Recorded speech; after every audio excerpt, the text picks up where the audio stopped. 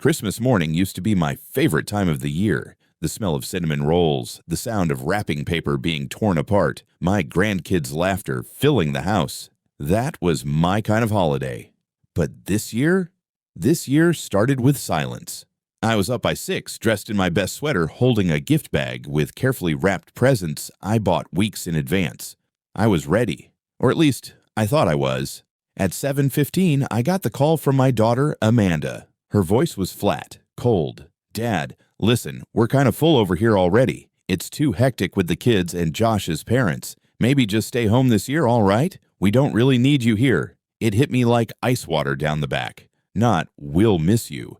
Not, "maybe come by later." Just, "stay home. We don't need you." I didn't know what to say, so I said nothing. Just sat down in my recliner, the gift bag still in my hand, and stared at the blinking lights on the tree. For a long time, I didn't move. My hands trembled, my chest felt hollow. It was Christmas Day, and I'd just been told by my own daughter that I wasn't needed anymore. Before we continue with this powerful story of family betrayal and ultimate justice, please subscribe to the channel and tell us in the comments where you're watching from and what you would do if your own family treated you this way. Your support means everything to us.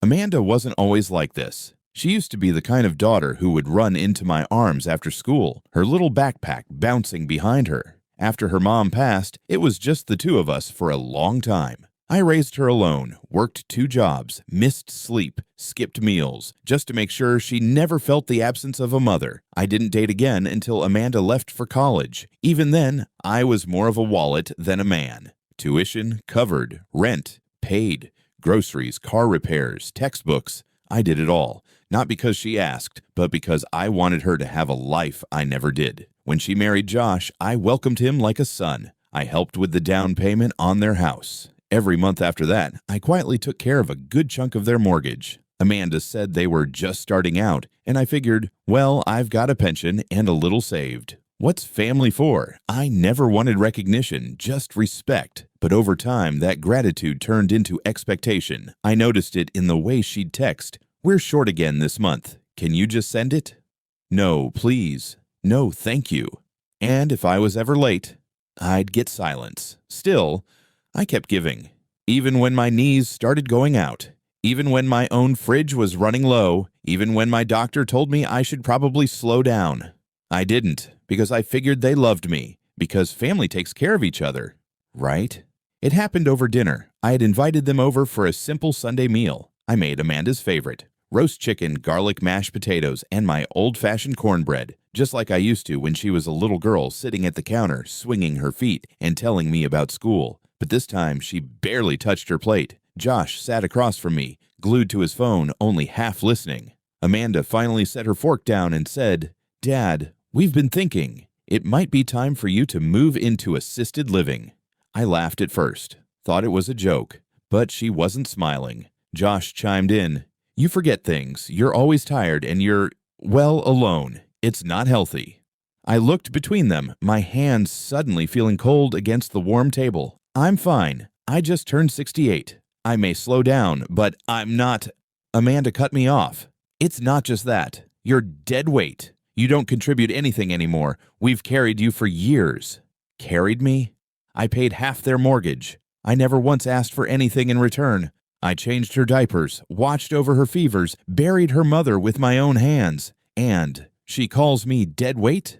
It felt like I had been slapped across the face. My chest tightened, but I kept my expression calm. Josh added, "Look, we talked to a place not far from here. It's nice. You'd have your own little room and nurses on call. You'd be out of our way, but still taken care of."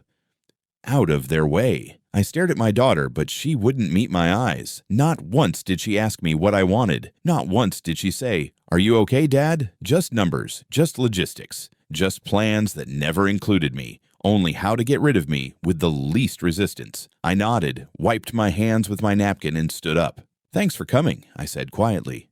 "I'll think about it." But I already had. That night, I sat alone in my den, staring at the framed photo of Amanda when she was 10, missing teeth, arms wrapped around a puppy we'd rescued together. She used to look at me like I was her hero, and now I was dead weight. The words rang in my ears like an echo I couldn't silence. Not because they hurt, they did, but because they made me realize something deeper. I had spent the last decade quietly helping them, paying down their debt, taking care of their kids when they wanted a weekend away, wiring money without question whenever they asked. And they never once asked if I had enough for myself. They assumed I was an endless well, and when it started to run dry, I became disposable. But I didn't cry that night. I didn't scream.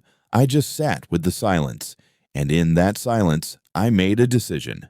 I walked over to the cabinet where I kept the legal papers, insurance, the deed to the house, my will. I reread everything. I hadn't updated anything since Linda passed. That was about to change. I wasn't angry, not anymore. Something colder had taken its place. Not cruelty, but clarity. I realized Amanda and Josh never wanted me around because they loved me. They tolerated me because they assumed one day they'd cash in. What would they do if that day never came? The next morning, I called my lawyer, asked him to meet in person. I didn't say why, just that I needed to make some changes. And that envelope I handed Josh over lunch. Well, that came later. Much later. We met at his favorite lunch spot. Josh arrived 5 minutes late, as usual, phone in hand, barely looking up when he sat down. Amanda didn't come. I assume this is about the will, he said between bites of his sandwich. Look, I know you're trying to be fair, but you really don't need to drag this out. Just make it simple. Everything goes to Amanda. That's what Linda would have wanted. I didn't argue. I just smiled and slid the envelope across the table. He raised an eyebrow. What's this? Updates, I said. I figured it's better if you hear it from me before the lawyers make it official. He opened it, and for the first time in a long time, he stopped talking. The paper was simple. One page, clear as daylight. Amanda and Josh were officially removed from my will. Every penny, house, savings, retirement, was being donated to a community fund I started in Linda's name, supporting single mothers and elderly care, people who actually needed help, who would appreciate it. You're joking, he said, but his face told me he knew I wasn't. I'm not cutting you off out of anger, I said. I'm doing it because love should never be transactional. And I finally realized you two were only holding space in my life because of what you expected to gain. He stood up, called me insane, selfish, heartless. I just sipped my coffee. You called me dead weight, I reminded him. So consider this, the unloading. He left without paying his share of the bill, but I didn't mind. I walked out of that diner feeling 20 pounds lighter, not because I hurt them, but because I finally chose peace. Mine. If this story has touched your heart, please like this video and subscribe to our channel. Share it in the comments below. Have you ever had to make a difficult decision about toxic family members? Your stories will inspire others who may be going through similar situations. To hear another powerful story about family justice, click on the video that appears on the next screen.